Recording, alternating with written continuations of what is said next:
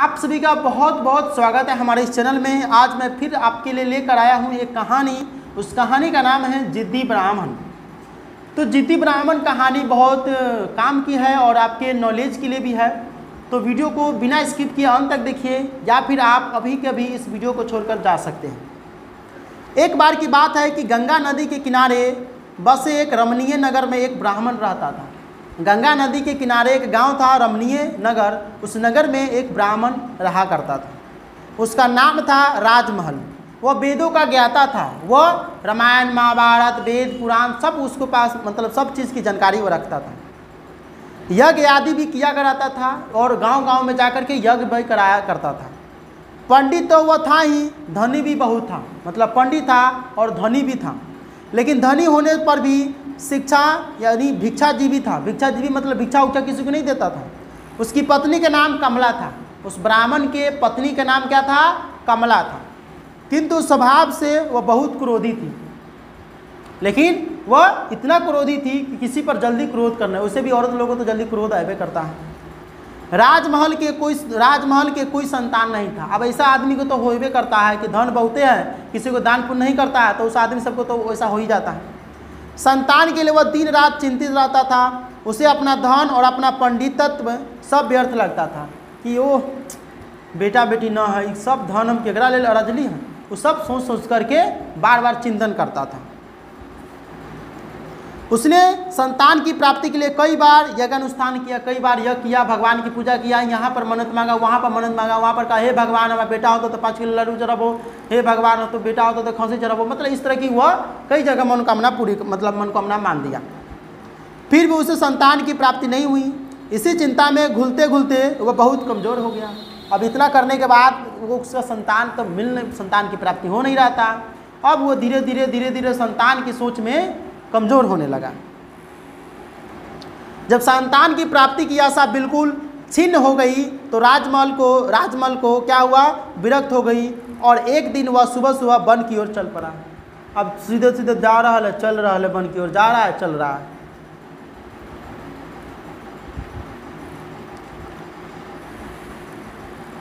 एक दिन सुबह वन की ओर चल पड़ा। उसके चेहरे पर उदासी छाई हुई थी।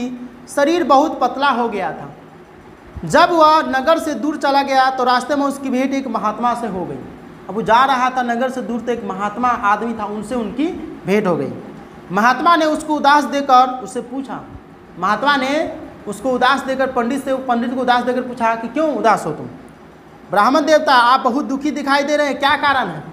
अभी ब्राह्मण था तो ब्राह्मण को तो सब प्रणाम करता है कि पंडित जी प्रणाम, ऐसे करता होगा ना, दही चूड़ा आम, इस तरह के नहीं। सॉरी।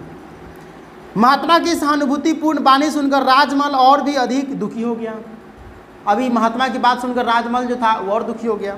उसकी आंखों में आंसू आ गए। फिर वह दुखी स्वर में बोला, महात्मा मेरे पास विद्या है, धन भी है, पर संतान नहीं है।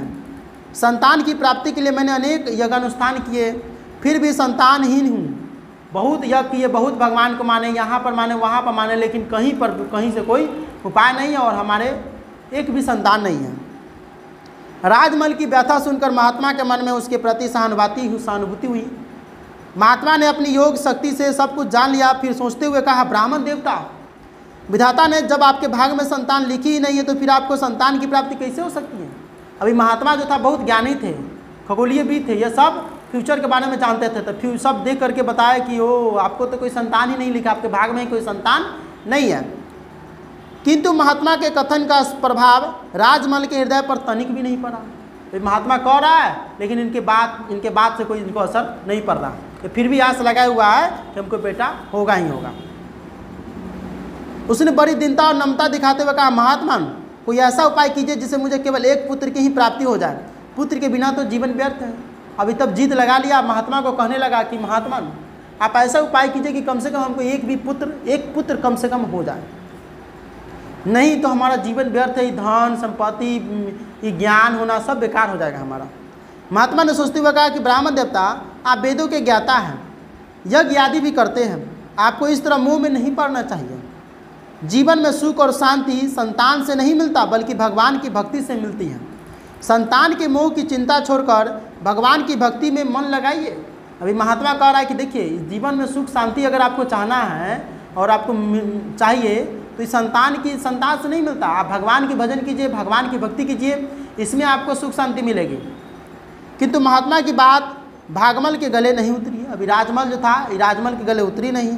उसने महात्मा की ओर देखते हुए कहा, महात्मन, यदि आप अपनी योग शक्ति से मुझे एक संतान नहीं देंगे तो मैं आपके सामने ही अपना प्राण त्याग दूंगा। अभी जीत कर लगा कि यदि आप हमको संतान की प्राप्ति करने का कोई उपाय नहीं बताएंगे, संतान की प्राप्ति के लिए कोई ज्ञान नहीं बताएंगे, संतान नहीं होगा, तो हम यहीं पर दम तोड़कर आपके सामने मर जाएंगे।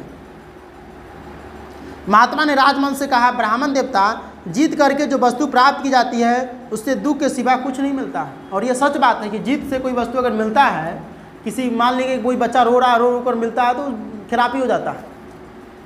किंतु राजमल महात्मा की बात से स्पष्ट नहीं हुआ। वह संतान की प्राप्ति के लिए अनुनय विनय करता रहा। न मिलने पर आत्मघात करने की भी बात करता रहा। कहा कि नहीं मिलेगा तो हम अपने आप को मार देंगे, फांसी कर लेंगे, तो पंखा में लटका कर मर जाएंगे। आखिर महात्मा ने अपने योग बल से उसे एक पुत्र होने का आशीर्वाद दे दिया। महात्मा की दया से उसके घर पर एक पुत्र पैदा हुआ। उसका वह पुत्र इतना दुखदायी सिद्ध हुआ कि ब्राह्मण का हृदय कांप उठा। अब इतना उसको बच्चा जन्म लिया, एगो बेटा था, उसको खूब दुलार करता था, सियान हुआ, शादी ब्याह करती, उसकी पत्नी आई, अपना बाप मतारी को खूब मारता था, खूब पीटता था, उसको बाप मतारी के नाका नौकर कर दिया। तब बाप मतारी को समझ में आया पंडितवा को, ओहो बेकार हम बेटा बेटी के लिए अति किए थे, हम नहीं थे तब ये सुख थे। तो इससे हमें ये शिक्षा मिलती है कि जो वस्तु जिद बहस करके प्राप्त की जाती है उसका फल कभी सुखदायी नहीं होता है और न ही मन की संतुष्टि होती है। आप देखते हुए कि गांव देहात में क्या होता है, झगड़ा झुगड़ी करके वो ज़मीन ले लेता है, तो ओकर कुछ ले लेगा, तो ओकर कुछ ले लेगा, तो उसमें क्या हो जाता है, बाद में तो ले लेता है झगड़ा झुगड़ी करके, लेकिन उस चीज़ से वह सुख नहीं कर पाता है। तो आज की इस वीडियो में आप जाने हैं जिद्दी ब्राह्मण के बारे में कहानी, और इससे हमें यह शिक्षा मिलती है कि कभी भी किसी चीज़ की जिद और बहस करके नहीं लेना चाहिए, नहीं तो उनसे कोई भी सुख की प्राप्ति नहीं होती है। अगर वीडियो पसंद आए तो प्लीज़ वीडियो को लाइक करें, चैनल को सब्सक्राइब जरूर कीजिएगा।